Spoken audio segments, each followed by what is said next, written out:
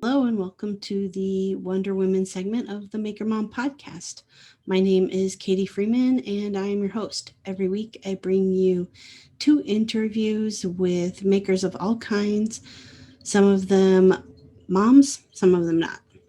This week's Wonder Women guest is Katy of Keen Lane Co. Out of Florida. I happened to meet Katy personally at Workbench Con earlier this year, and we struck up a quick friendship just over the fact that she does not spell Katy correctly. In case you were wondering, it should be spelled Katie. Anyways, Katy's really kind of a Jane of all trades as far as she does some furniture and home decor, but she's also doing outdoor settings and built-in pieces. So it was really great to get to learn about her background and how she got started in all of that. Before we hop on into the interview, I want to give a big shout out and thanks to the patrons over on Patreon. So thank you so much, Christy, Twisted Twine, Christina B, Jeremy Speece, Sammy, Go Sammy Lee, Lauren, raspfiledesigns, Sven, Dwarf Sized Workshop, Rachel, Moody Makes, Bonnie, Toolmom Bonnie, toolmomstore.com, Laura Oakley Soap Company, Mary Lou, Made by Mary Lou, Amy, Bison Valley Carving, Dan and Kelly Reclaim Living Store, Brandy Studio Obey, Kathy One Girl and Her Tools, Ellen Little Bear Furniture, and Ethan Carter Designs. Thank you all so very much for your continued ongoing support, helping me to produce 2 episodes a week. All right, with no further ado, here is Katy of Keen Lane Co. And I always like to have my guests introduce themselves. So when you're like ready to tell who you are, I'll let you do that. Yeah. My elevator speech. No. Okay, let me think about, I'm trying to think of my signature. What do I have on there?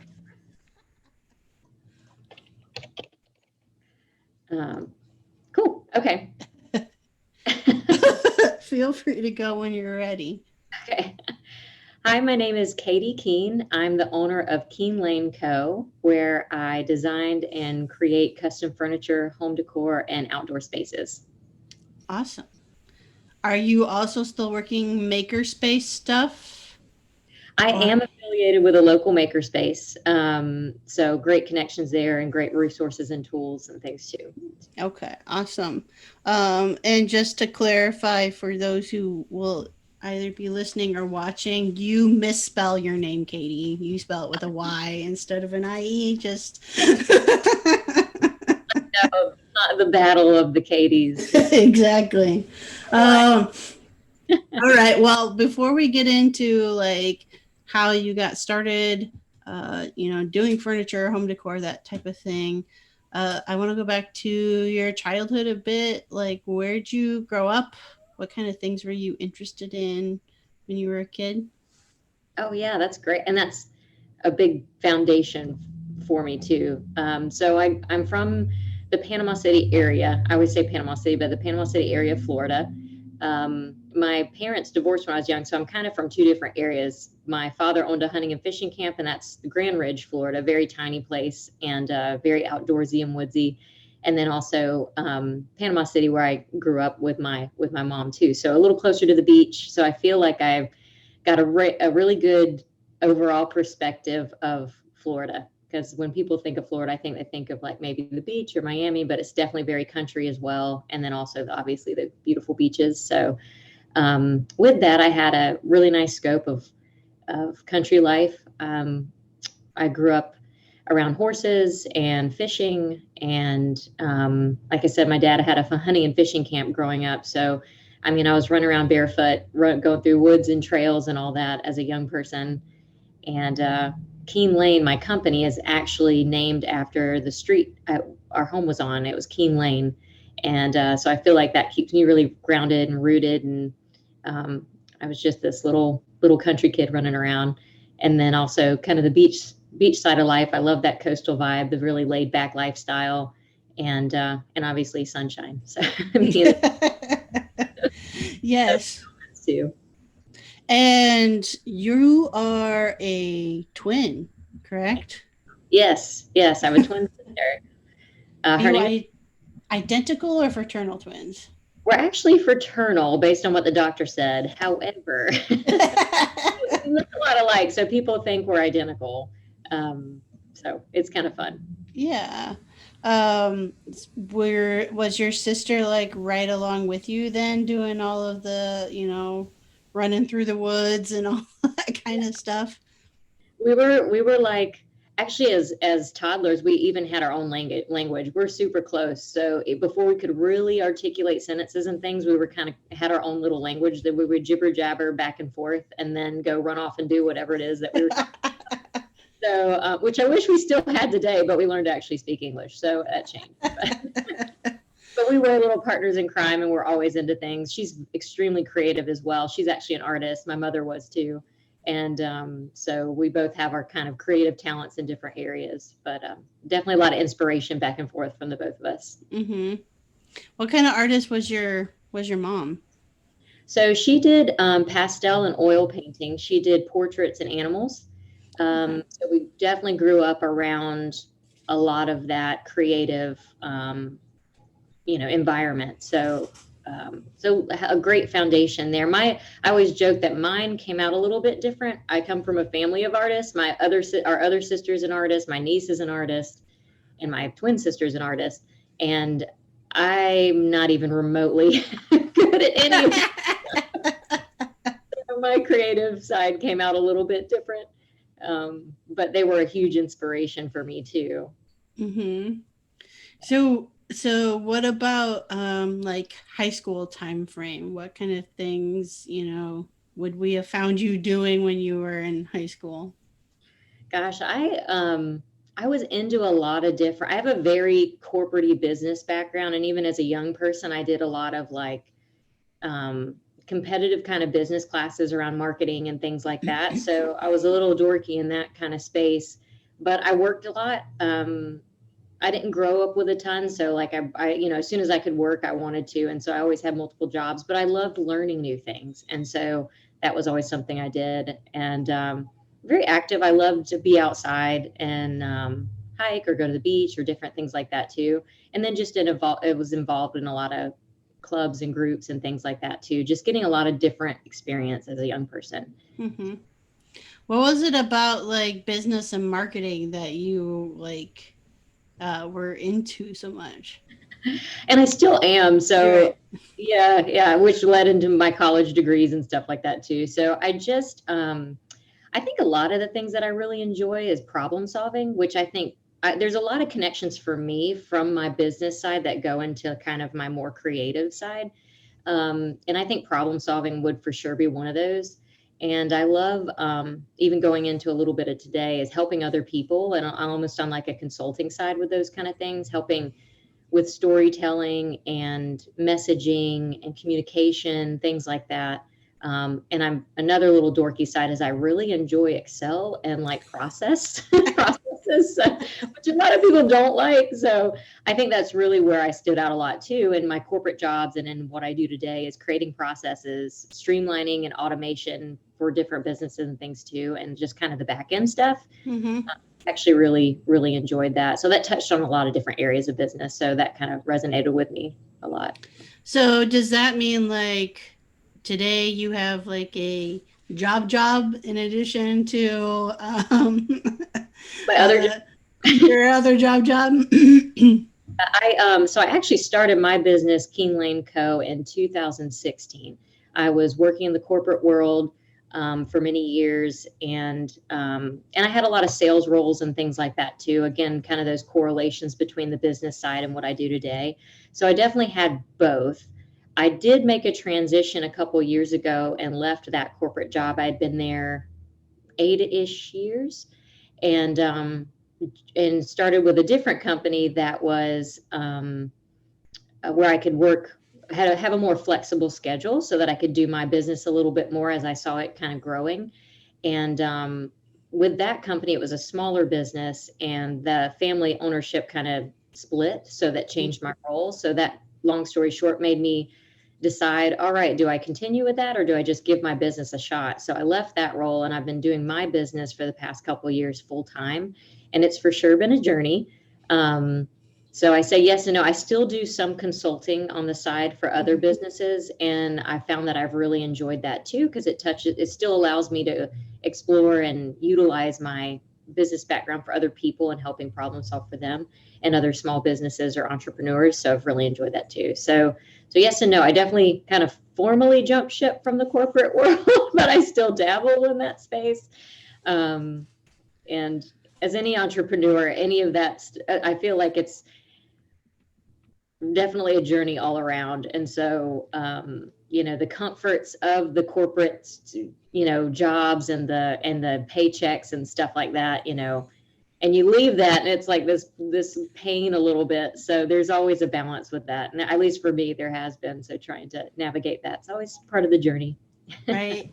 Well, I mean, I definitely like that resonates with me because that's kind of like basically what I do. I mean, I'm a quality assurance Right, right. lean type consultant, and so I work mainly with manufacturers, um, but it's basically the same thing, right? It's like I'm being asked to come in and help them problem solve or help them better their systems and that type of stuff. And I like doing that too. Like I like the problem solving piece of it.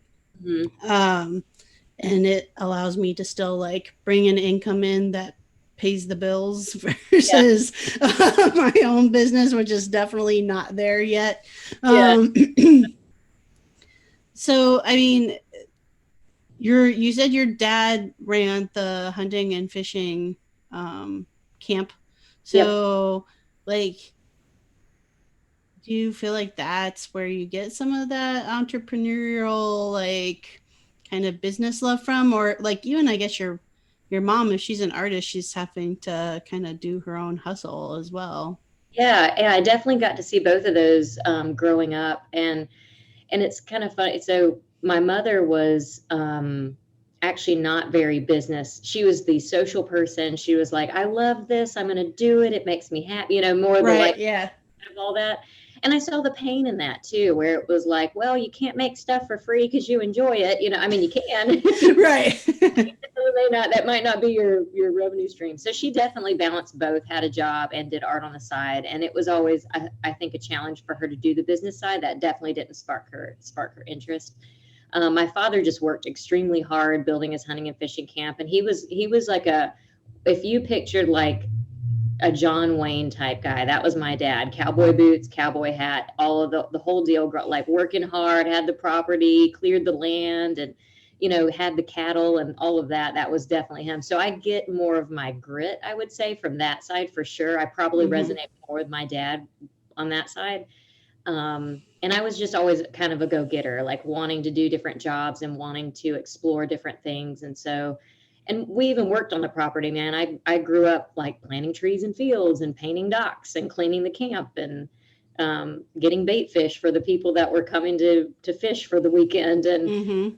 I just, that was another part of like the creative side. I really enjoy being hands-on. And that was one thing, sitting at a desk all day, stuff like that. I was like, man, I really miss the physical labor that's involved with some of that stuff. And I'm not a big person. I'm not saying I'm going to go flip some tires and stuff, but like I just had to do something that was more, a little bit more labor intensive. So I took a little bit from both, but definitely the entrepreneur spirit. I think when I think more about my childhood and even teenage years, I've definitely been an entrepreneur. I mean, even when I was a teenager, I had jobs I had multiple jobs. So I worked at a law firm part-time. At one point I worked fast food. In addition to that though, in the summers I would do, different consulting jobs, different like marketing consulting jobs and stuff. So I always dabbled in a lot of things and managed my own schedule, and those were more of a contract based kind of thing. So, um, yeah, I don't know, always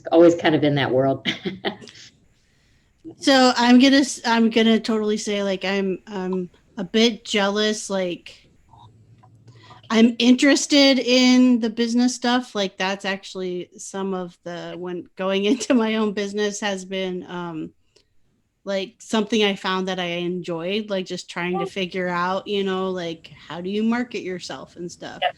Yep. However, I would say it is not my strong suit. Like it's not something that I'm like really great at. And it kind of always feels like a constant learning game, a constant struggle, and then you can see somebody who's like really figured it out and you're just like, how did they figure that out? How did they Figured it out? They look like they figured it out. And any entrepreneur behind the scenes is like, oh my God, my day's crazy.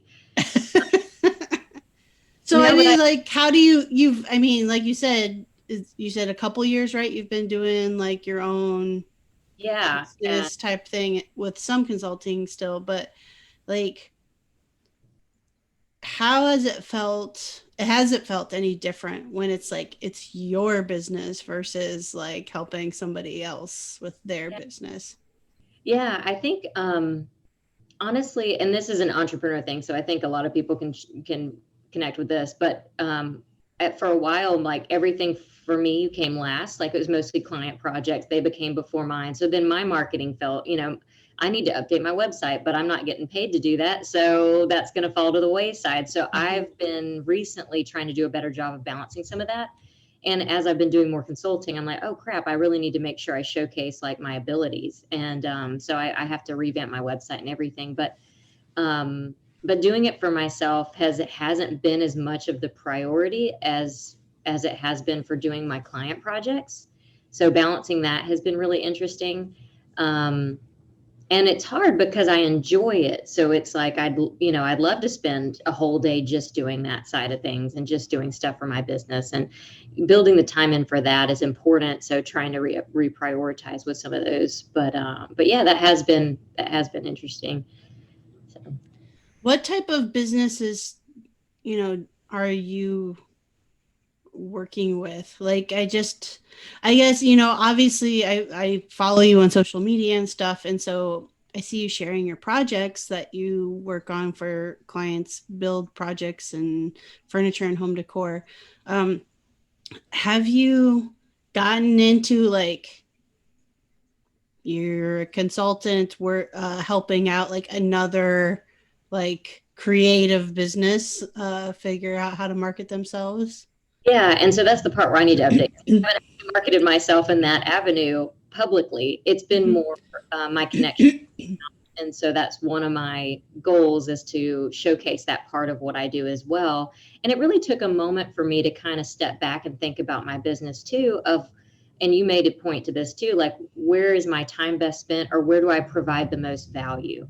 And and so that made me rethink a little bit about some of the things that I was doing, or how I could outsource, or different things like that. So, and then I was making these connections to help with different consulting businesses, or doing some consulting with some other creative businesses. So, kind of a couple parts to that, but I haven't showcased some of the work that I've done with these other businesses, but I'll give you an example. That was kind of neat because it actually touched on both sides of what I do. I had a friend that was opening a landscape and hardscape company. So doing pavers, patios, pergolas, outdoor kitchens, the whole deal, and landscape with that. And so I partnered with them. They needed a website. They needed some marketing material, all the foundational pieces to their business so they could do what they wanted to do. And so I helped with that. But, and so I built their website and did their marketing and all those things. And then it really actually kind of led into partnering with them more, because our client base was the same. So I'm building custom, furniture projects. And now I have an avenue to also sell clients and promote outdoor landscape projects where I can do the designing, because I do designing as part of what I do, and then outsource it to this group. And so I started doing that too. So that was kind of interesting. And then I got into designing outdoor spaces and things, which is a lot of fun.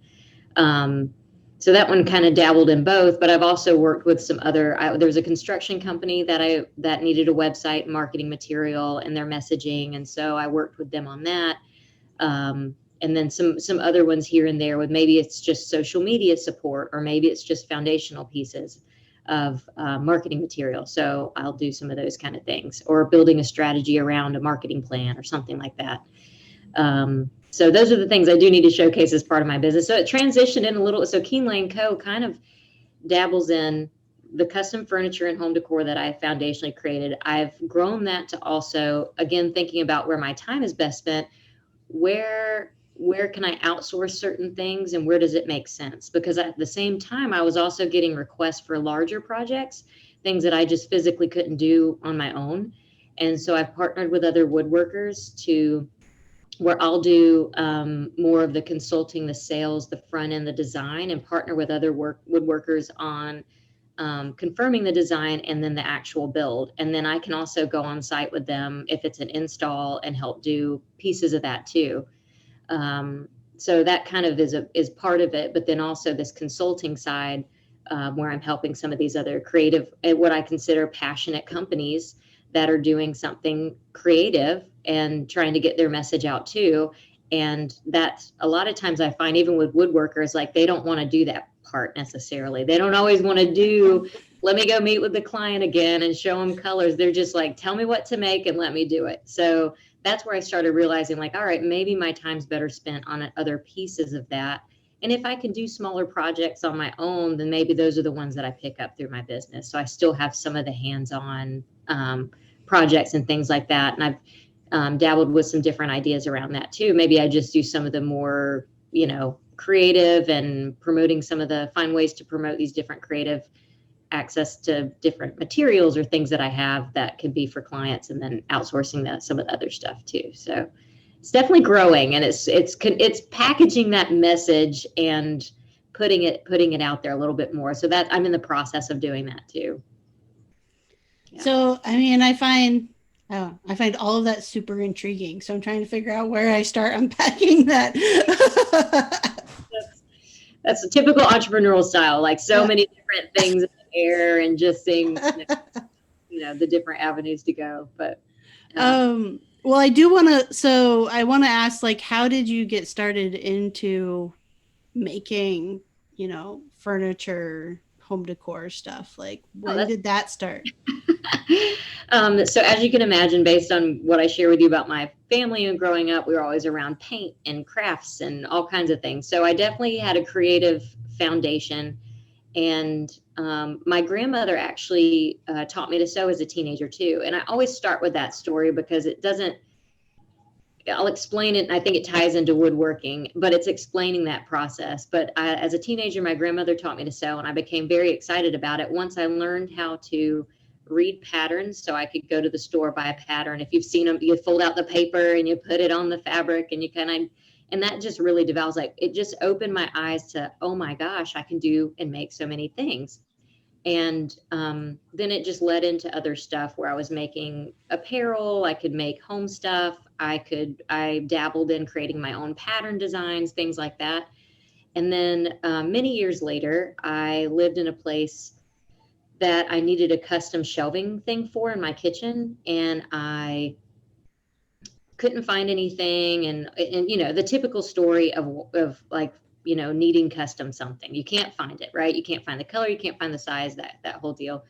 And I was like, this isn't rocket science. It's just shelving. I need to figure this out. So I had a buddy who was willing to help me at the time. And so I did a lot of I'm a big dig into the information kind of person. So a lot of research and understanding different things. And he literally, I was intimidated to go to the hardware store, walk down the aisles looking at wood by myself as a female, and any ladies listening to this, or dabbled in that space, we've all been there. I think we totally started in that space. And so he literally held my hand through the whole process, and he had a home shop, and he took me, after we found the wood and what we needed, the design and everything. And he taught me how to use his tools and put it together. And kind of, I had that same like aha moment that I did with sewing, where I was like, oh my gosh, I can do so many things with these basic skills. And I just got really excited. And I think the reason I picked it up fairly quickly is because I knew how to read patterns, and I knew basic measurements, and I knew it was just the skills transferred. It was just learning new tools and different materials. And so I have that same excitement about both of those spaces. And from that was really the ignition for my building side. And since then, I've had different mentors and different, people that have helped me with different projects that I've had the ability to learn from too. So it just, kind of took off from there. So I do sew. I'll do cushion. So I can build like a bench, for example, and then I can sew. So I do a cushion associated to it or something like that too. So it gives me the ability to add a couple elements and skills in it that makes it fun. But that's really where it kind of grew and started. Hey makers, do you know Lauren of raspfiledesigns? Well, if you don't, you should definitely go check out her work. You can find her on Instagram, raspfiledesigns. Lauren is making all kinds of cool furniture and home decor pieces out of live edge hardwoods and metal bases. That's not all she does though, so you should really go check her out and see what she's up to, especially as holiday seasons are coming up. And I know all of us makers really enjoy making our own Christmas presents, but perhaps you're running out of time, so you want to maybe go check out Lauren. She's in the DC area, so especially those who are close location-wise to her. So go ahead, go check her out at raspfiledesigns on Instagram, and let's get back to the episode.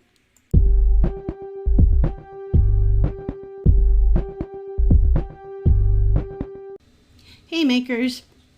Today's episode is brought to you by Tool Mom and Company, or some of you know her as Tool Mom Bonnie. She has all kinds of tool-related merchandise of gifts and clothing for all ages and genders available at toolmomstore.com. I have two of the coffee mugs. One says Go Girl, and it has a circular saw with flames coming off the back, which is super sweet. And then the other one is the definition of a tool chick, which just makes you feel kind of badass when you're drinking out of it. So if you are in the market, especially as we're getting close to Christmas, for any tool-related merchandise, be that gifts or clothing, make sure you head on over to toolmomstore.com. And extra bonus, you can receive 20% off at checkout if you use the coupon code MAKERMOM. All right, let's jump back into the episode. All right. Yeah. But like, at what point do you decide like, I'm going to turn this into a business versus making stuff for like my own house? Yeah. Family. So I was working in the corporate world, and I had been for years, and I just started my business.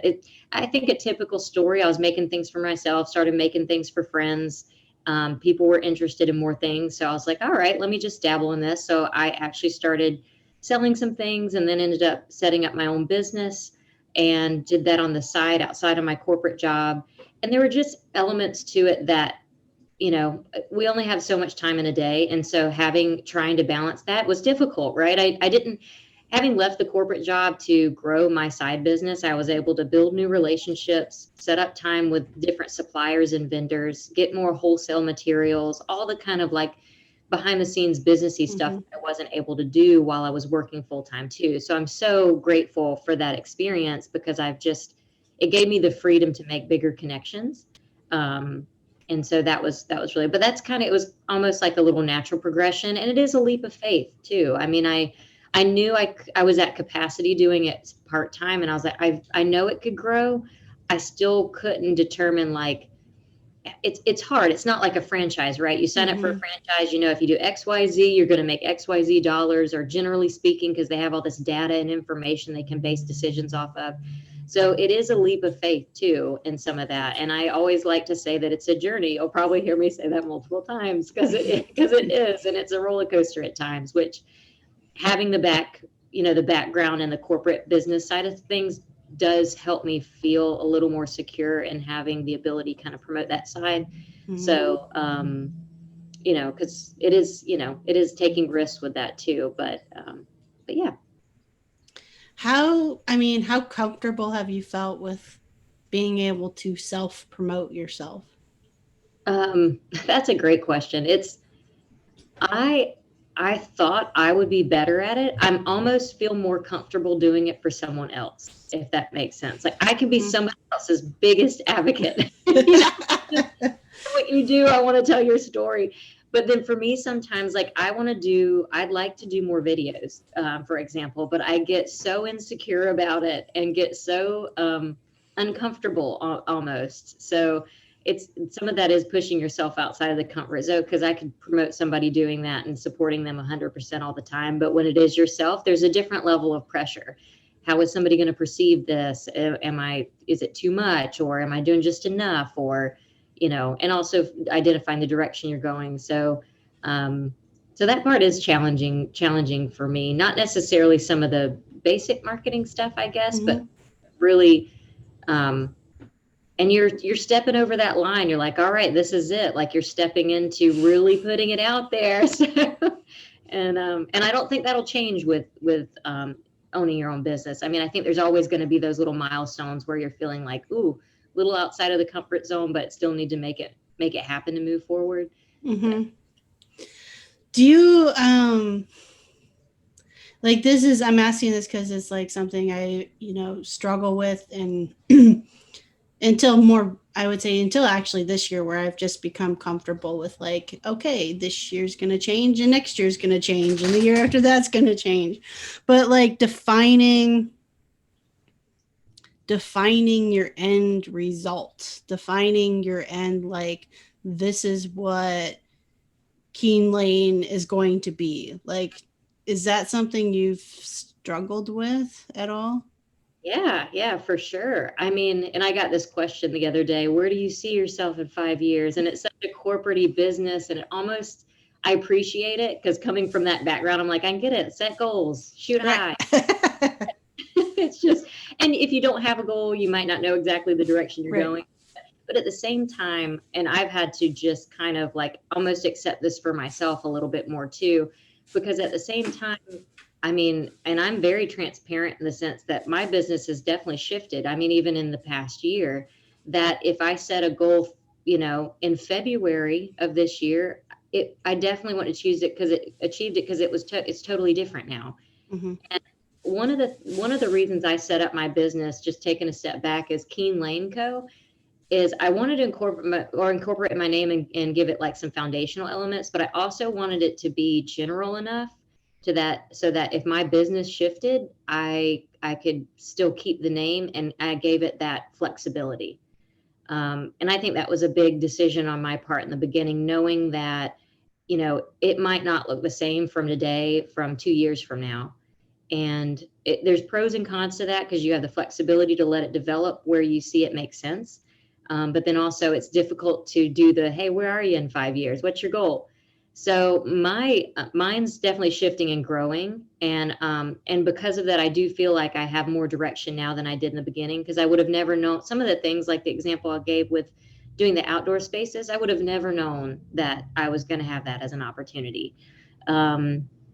So being open, and I've been as much of a planner and stuff that I am. This has been an educational experience for me. So I'm allowing myself a little bit more space to be okay with that kind of like openness with the way that the business is going too. So, and it helps you be real. I can, and as you move forward, you get more information and more data on yourself. Like, all right, well, where is my time best spent, and what's selling the best, or what's not selling? Like if I thought I was just going to be doing furniture, or just, that my business has grown into more built-ins and smaller, like hall tree built-in stuff. That's not even what I started the business doing. It just kind of, my clients helped me understand that was going to be part of my business. Mm-hmm. Allowing yourself to be open, at least for me, allowing myself to be open for some of that too, and not be so strict that I put myself in this box that I think I need to be in, where I think a lot of us sometimes. I was definitely like that at times with certain things, and just being okay to let some of that go, or maybe open the door to something new. It can evolve and change and shift a little bit. Um, so it's, Yeah.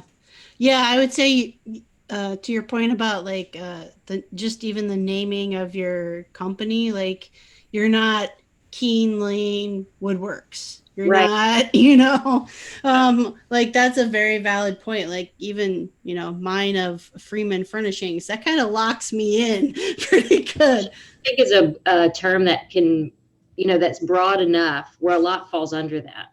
True.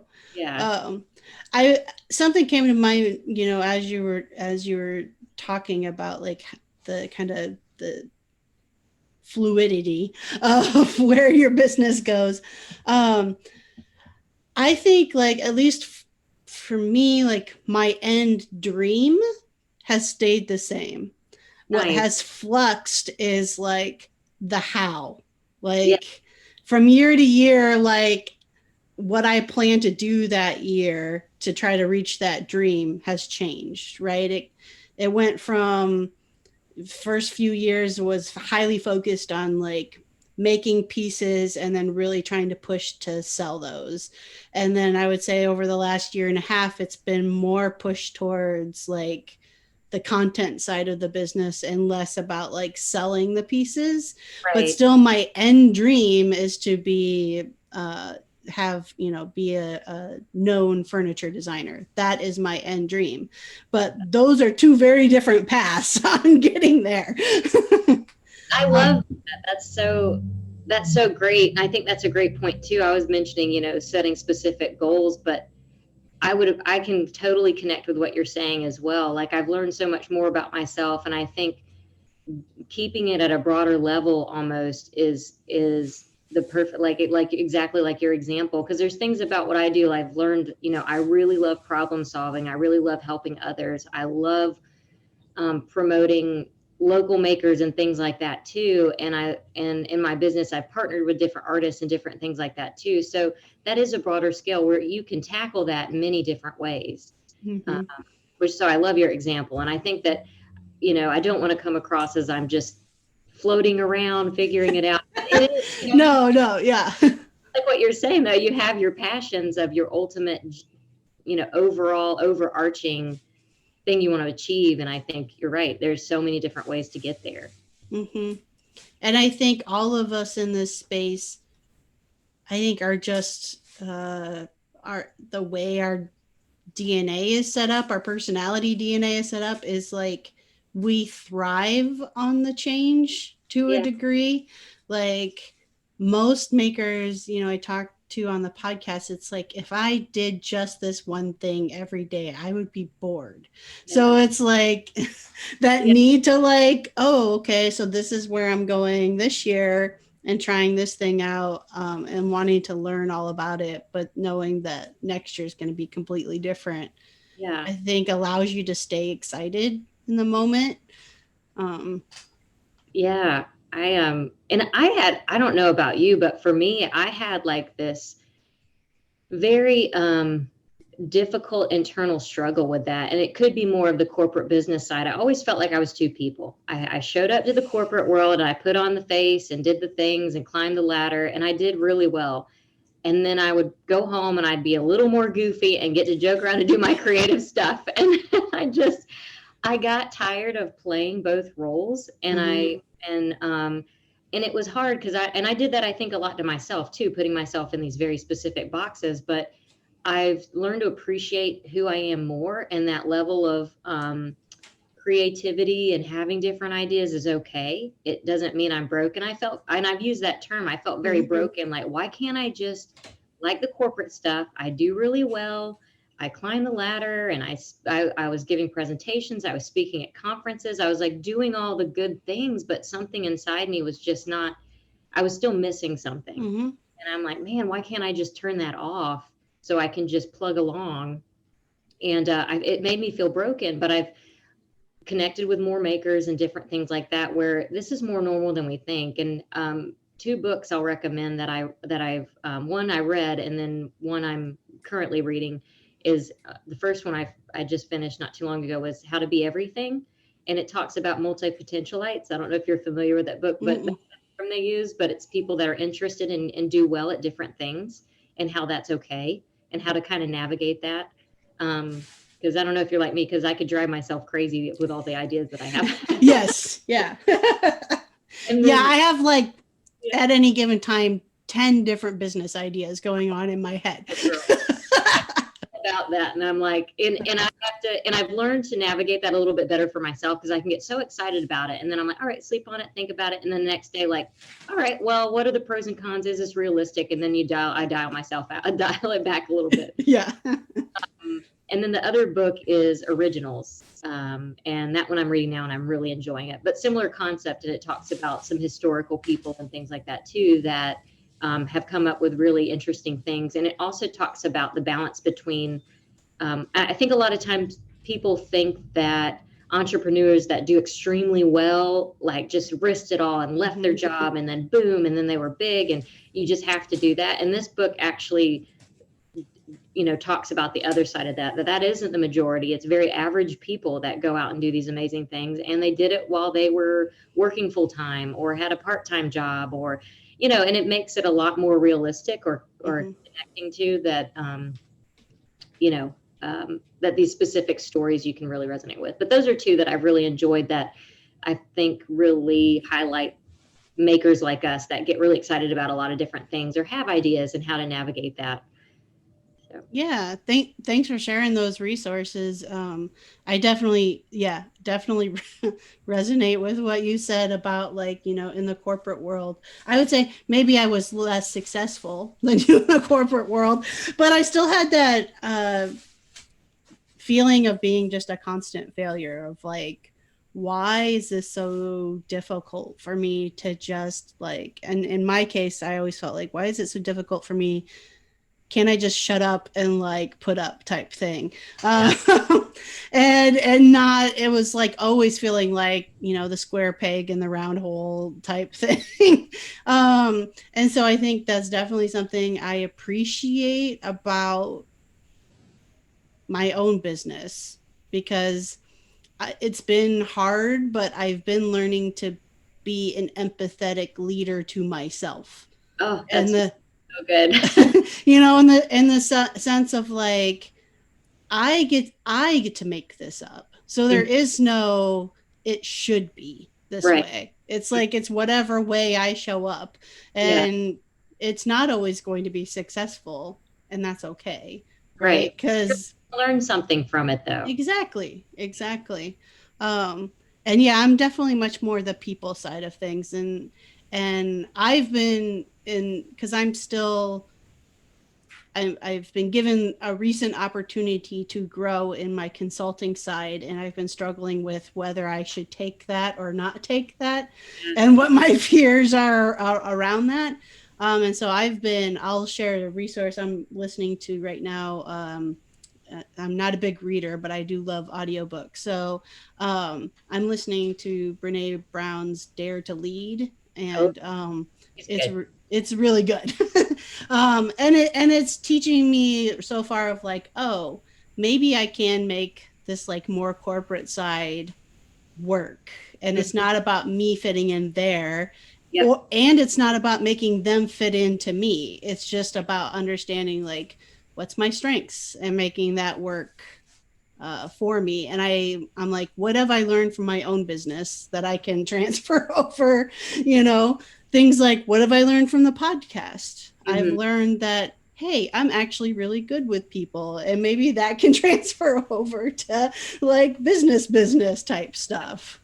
Oh, that's awesome. Yeah. I haven't read that book, but she's a great author. So I'll have to put that on my list. Oh, that Brene Brown, I'm telling you, sometimes she has me, like, I'm like, man, emotionally destroyed after listening to something from her. And then other times it's like, okay, I got this. But getting you a little out of the comfort zone. I think that's always a good thing. Yeah. So as you're, like, growing your business and flexing it some, you briefly mentioned about, like, you want to do, like, video or something around that. Like, what and we met at Workbench Cons, which is kind of like content creation type conference. So what are some things that are like you're looking at on the horizon that like why video? Why would you have that interest there or go down that path? Yeah, it's a great question. And that Workbench Con was so amazing. Everyone there's so like it just, one of those like everybody's doing so amazing. Yeah. um but it was very, very inspirational. And I'm going back to kind of, well, I will say this. One of the things that I did in the corporate world that I do miss is public speaking. I used to speak at conferences. I did a lot of employee program type things. So in the corporate world, I was kind of building programs in corporate wellness and all kinds of things. So I spoke at conferences about that. And I miss public speaking. I do miss that part. And I thought video would be a great outlet. And I think, and I've had some potential opportunities pop up where people are kind of asking for video and talking about products. I don't think I would necessarily be the DIY video maker, but I really enjoy talking about, and I don't know if this is cheesy or not, but like the features and functions of things. Mm-hmm. Like when I build products, I really love certain specific features about them, whether it's soft close drawers or how the barn door hardware is connected to things and the different caveats to it, or different finishes for stuff or things like that, or what tools I use to create different things, or materials. So talking about some of the details with that, I would really enjoy. And again, some potential opportunities have popped up to kind of push a little bit. And so I think that's been a little more of a sign for me to be like, okay, maybe this is the time to do that. Because in the beginning, it was part of my goal was to do videos talking about the products I made. And so that way it's me talking about like, this is a custom piece and this is why, and this is what the client, telling the story, this is what the client was looking for, and this is how we achieve their goal. And so I really kind of, that went to the wayside because there's so many things, wearing all the hats. And then I was like, oh, I'm uncomfortable. I don't know. Should I do video? And but it's kind of resurfacing, and I think it's time for some of that too. And I'm hoping to do, at least that's the direction and the start of what I'm thinking. And I'm open to feedback too. So, that's where I'm thinking so far. Yeah, I listening to the Made for Profit podcast, which unfortunately I don't listen to as much anymore, but listen to pretty strongly, especially when they were starting. And I can't remember which one of them, if it was Brad or John. I feel like it was Brad who said something to the effect of like, when you're starting that YouTube channel or videos, like it's good to understand like what is your intent behind it. So like you said, oh, I don't think I want to do like DIY videos. So you don't want to be like instructional tutorial based type videos, but I love the idea about talking about the features and stuff. And I think that's always like a benefit you can offer to your clients too, of like, you could have a video library for them to check out and be able to basically shop what type of features they want, for their products type thing. Yeah. But like, I struggled with that for the longest time, like, cause there's like YouTube makers that I really admire and I like their style. And so it's like, oh, I want to do like that person or like that person or like that person.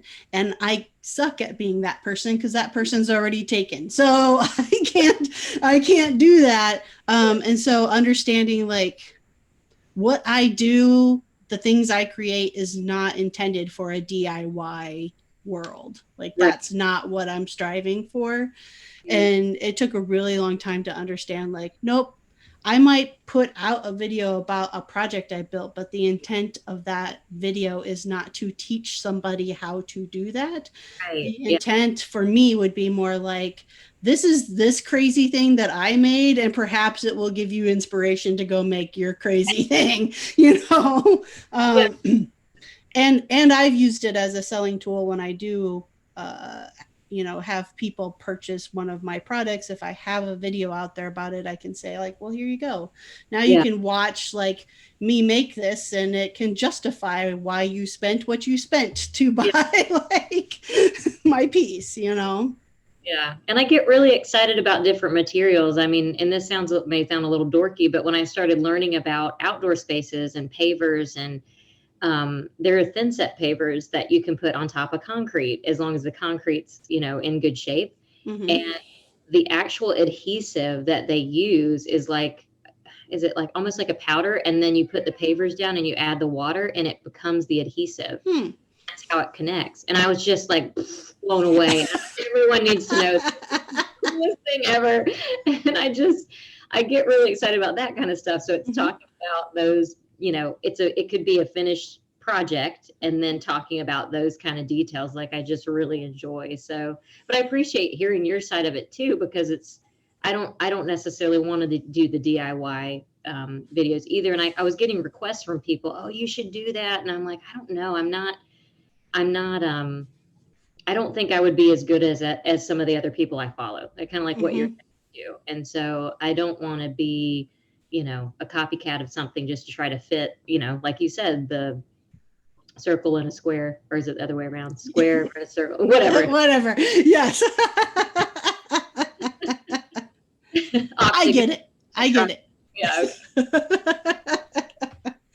um Well, believe it or not, Katie with a Y, we are at the end of our time together. Um, I really appreciate the conversation we've had. And I want to give you a chance to let people know, how can they find you, follow along with you on all of the interwebs out there. Awesome. On the journey. Yes. Yeah, I appreciate it. This has been such a pleasure. It's great to talk with you again since WorkbenchCon, and this has Yeah. been such a joy to get to have such a natural conversation about being creative people and makers. Um, so again, Katie Keene, you can find me online. My website is Keene Lane Co. It's Keene Lane Co. That's my last name. It's Keene. And I post most of my updated images and things on Instagram. So it's at Keene Lane Co. and on Facebook. And all my contact information is on those places as well. So if you ever feel like reaching out, please don't hesitate. Awesome. Thanks. Thanks again so much. Appreciate it. Absolutely. Thank you. Have a wonderful day. Yeah. So again, that was Katie of Keen Lane Co. I'll include the links on how you can follow along with her in the description and the show notes. So if you just check out the description for the episode in whatever podcast episode you're using, or in the description down below on YouTube, you can see how you can follow along with her. If you are enjoying this podcast, please make sure that you hit that subscribe button, leave a review, leave a comment. All of that helps the algorithms know that you're enjoying it and others may enjoy the podcast as well. Also, it is hitting up that holiday season time, and I just wanted you all to be aware that if you want to kind of support and rep your favorite podcast, you can check out the link in my bio over on Instagram at Maker Mom Podcast and check out the My Swag button. And that will take you right to. I have t-shirts, face masks, I've got coffee mugs. I've got long sleeve shirts. I've got all kinds of different things available over there that have either the Maker Mom logo for the Friday episodes or the Wonder Women logo for the Wednesday episodes. So you can go check that out. I'll also include the link for that in the description if that is easier for you. And also, don't forget to check out Patreon. Think about joining the tribe. Have several different tier levels over there. Any of those tier levels get you access to additional content like the planned live podcast via Zoom happening starting in 2021. We'll be having those more regularly. We've had one so far, and you would get access to that as a patron. So go ahead and check that out. I appreciate all of the support over there. Now, when I am not interviewing and editing and making podcasts, you can find me designing and creating furniture and other home decor over at freemanfurnishings.com or at Freeman Furnishings across all of the social media like Instagram and TikTok and YouTube and LinkedIn and Facebook, Pinterest, Twitter. I'm pretty much everywhere under Freeman Furnishings, though I am most active on Instagram and TikTok. You will find me doing daily posts there on what I am currently working on. All right, it is the middle of the week. I hope you're having a great week so far, and I will see you all on Friday.